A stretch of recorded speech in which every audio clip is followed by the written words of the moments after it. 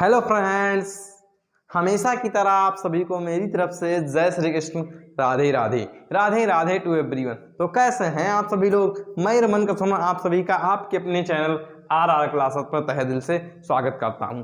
तो हमारा class 10th में मैथमेटिक्स का पहला चैप्टर वास्तविक संख्याएं चल रहा था, जिसके अंतर्गत हमने प्रश्नावली 1.1 स्टार्ट कर दिया था। प्रश्नावली 1.1 में क्वेश्चन नंबर 1 हमने डिस्कस कर लिया था और हम सेकेंड टाइप के क्वेश्चन को डिस्कस कर रहे थे। तो मैंने आपको पिछले वाले वीडियो में एग्जाम्पल नंबर 2 कराया था और उससे थोड़ा अच्छा एग्जाम्पल नंबर 3 है। तो आइए हम स्टार्ट करते हैं एग्जाम्पल नंबर 3। और जो एग्जाम्पल नंबर 2 मैंने आपको कराया था वो मैंने आपको समझाने की दृष्टि से बताया था, और इस वाले एग्जाम्पल को मैं इस तरीके से करा रहा हूं कि आप कैसे अपने बोर्ड एग्जाम के कॉपी में लिखेंगे उस तरीके से कराने वाला हूं। तो आप अपना पूरा कंसंट्रेशन बोर्ड पर लेकर आइए। मैं एक बार कैमरे में देखे लेता हूं कि आपको व्हाइट बोर्ड अच्छे से दिख रहा है या नहीं। आपको पूरा व्हाइट बोर्ड अच्छे से दिख रहा है।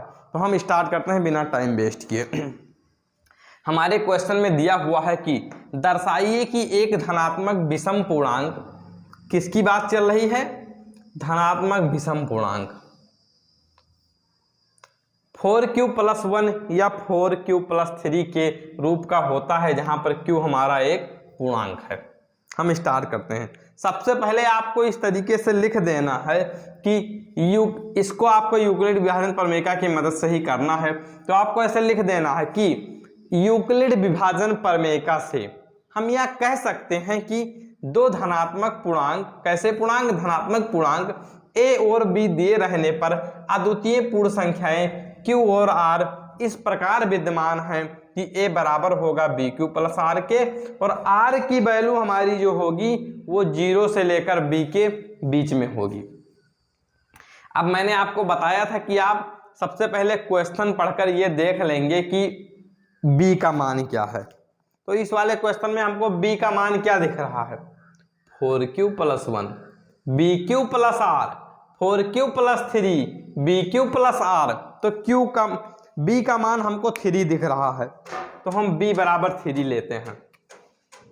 हम b का मान 3 यहां पर रखते हैं। क्या लेते हैं हम? b बराबर 3। हमने यहां पर b बराबर 3 ले लिया।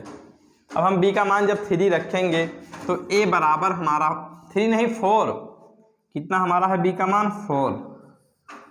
तो हम 4 रखते हैं b का मान। अगर हम b का मान 4 रखेंगे तो a बराबर हो जाएगा 4q + r के, और हमारी r की वैल्यू 0 से लेकर, r की वैल्यू हम कितना रखनी है? 4। 0 से ले b की वैल्यू हमको 4 लिखनी है। तो हमारे r की वैल्यू 0 से लेकर 4 के बीच में हो जाएगी। किसके बीच में हो जाएगी? 0 से लेकर 4 के बीच में हो जाएगी। तो हमारी r की वैल्यू क्या हो सकती है? r की वैल्यू हमारी हो सकती है, r बराबर 0 हो सकता है, 1 हो सकता है, 2 हो सकता है, 3 हो सकता है, लेकिन 4 नहीं हो सकता। क्यों 4 नहीं हो सकता? क्योंकि यहाँ पर बराबर का चिन्ह नहीं है। अगर यहाँ पर ऐसे बराबर का चिन्ह होता तो हमारी वैल्यू r की 4 भी हो सकती थी, लेकिन यहाँ पर नहीं है। तो हम स्टार्ट करते हैं फिर अपने क्वेश्चन को। इस तरीके से हम लिखेंगे तो हमारे कितने केसेस बन जाएंगे? 4 केसेस। तो हम सबसे पहले क्या करते हैं? सबसे पहले हम r बराबर 0 रखते हैं। r बराबर 0 हो तो आपको यहां पर दिख रहा होगा व्हाइट बोर्ड में, मैं देख लेता। हाँ, r बराबर 0 हो तो ये हमारा क्या है? केस नंबर 1 है। केस नंबर 1 हमारा क्या है कि r बराबर 0 हो तो, r बराबर 0 अगर होगा तो क्या हो जाएगा? अगर हमारा r बराबर 0 होगा तो क्या हो जाएगा? थोड़ा कैमरा हिल गया, मुझको लगता है मैं सही कर रहा हूं।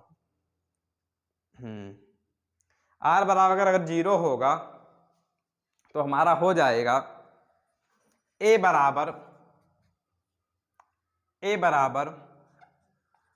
4q + 0, यानी a बराबर 4q।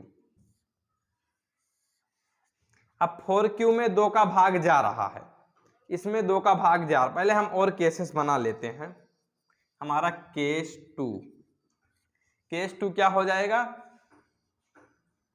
आर बराबर, केस 2 क्या हमारा हो जाएगा, आर बराबर 1। अगर हम आर बराबर 1 रखते हैं तो ए बराबर हो जाएगा 4q + 1 के। और अगर हम आर, केस हमारा 3 क्या हो जाएगा, केस 3 कि आर बराबर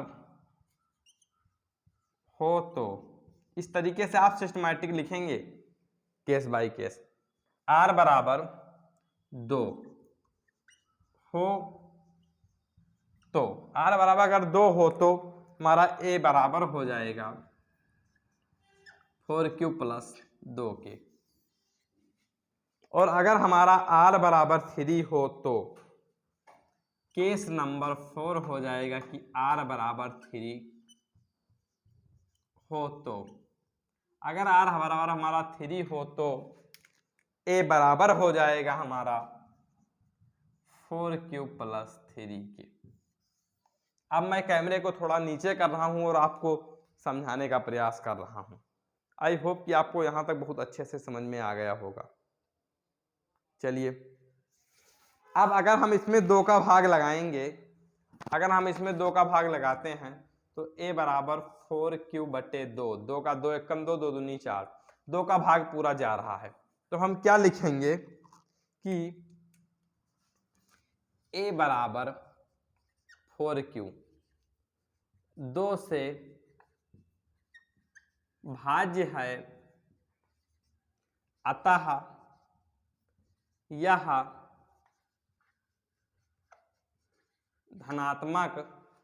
धनात्मक समपूर्णांक है।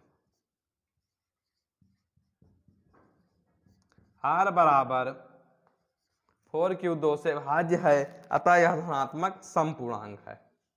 अब हम इसमें क्या लिखेंगे कि a बराबर 4q + 1 नहीं भाज्य होगा 2 से, 2 से इसमें 1 है तो 2 से कहाँ चला जाए भाग, 2 से भाज्य नहीं है,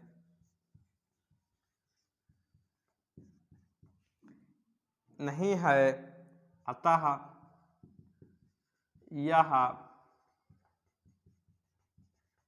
धनात्मक विषम पूर्णांक होगा।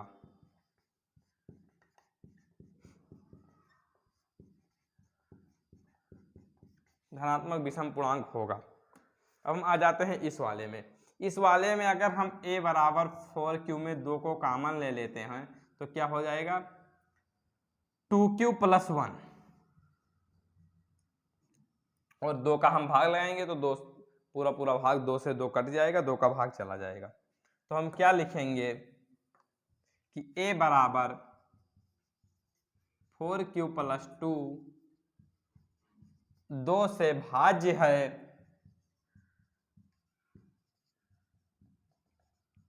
अतः यह धनात्मक समपूर्णांक है, समपूर्णांक है। उसमें क्या लिखेंगे हम कि r बराबर a बराबर 4q + 3 2 से अभाज्य है, 2 से अभाज्य है, अभाज्य नहीं है, अतः यह विषम पूर्णांक है। अब आप देखिए कि क्वेश्चन में आपको क्या पूछा था। क्वेश्चन में आपको पूछा था कि दर्शाइए, ऊपर देखिए क्वेश्चन को, दर्शाइए कि विषम धनात्मक पूर्णांक 4q + 1 या 4q + 3 के रूप का होता है। तो मैंने आपको नीचे दर्शा दिया कि हमारा a बराबर 4q + 1 2 से अभाज्य है, इसलिए यह धनात्मक विषम पूर्णांक है, और a बराबर 4q + 3 यह भी एक धनात्मक विषम पूर्णांक है। इस तरीके से इस क्वेश्चन को लगाएंगे और इसी तरीके से आप step by step, case by case लिखेंगे। आप कॉपी में केस को नीचे बनाकर सॉल्व करेंगे और बहुत अच्छे से करेंगे। तो फिर आप देख लीजिए एक बार पूरे क्वेश्चन को फिर से।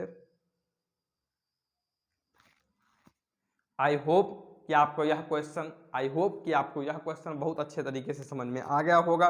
मैं इस गर्मी में आपके लिए कितना मेहनत कर रहा हूँ, वीडियोस बनाकर आपको दे रहा हूँ, तो आपका फर्ज बनता है कि आप वीडियो को लाइक करिए, चैनल को सब्सक्राइब करिए और हमको सपोर्ट करिए, ताकि मैं और सारे वीडियो इसी तरीके से आपके लिए लाता रहूँ। तो फिर मिलते हैं नेक्स्ट वीडियो में, और आप अपने दोस्तों के पास शेयर करना बिल्कुल ना भूलिए। मिलते हैं नेक्स्ट वीडियो में नेक्स्ट क्वेश्चन के साथ। आई होप कि आपको मेरे साथ पढ़ने में मज़ा आ रहा होगा। तो फिर हम मिलते हैं नेक्स्ट वीडियो में नेक्स्ट क्वेश्चन के साथ। तब तक बने रहिए आप मेरे साथ। Thank you so much.